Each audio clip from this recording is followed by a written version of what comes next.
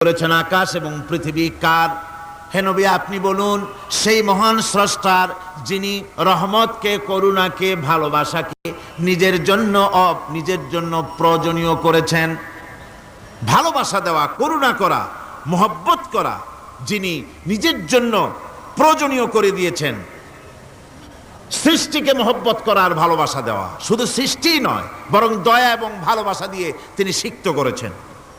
আল্লাহর তাবৎ সৃষ্টির দিকে তাকালে, আল্লাহর পুরা সৃষ্টি জগতের দিকে যদি আমরা তাকাই, তাহলে আমরা দেখতে পাবো যে সমস্ত কিছুই, যা কিছু আমরা দেখতে পাই, এ সব কিছুই আল্লাহ পাক একটা কুদরত দিয়ে, রহমত দিয়ে, মহব্বত দিয়ে, স্নেহ দিয়ে তিনি সৃষ্টি করেছেন মানুষের জন্য, সৃষ্টি জগতের জন্য।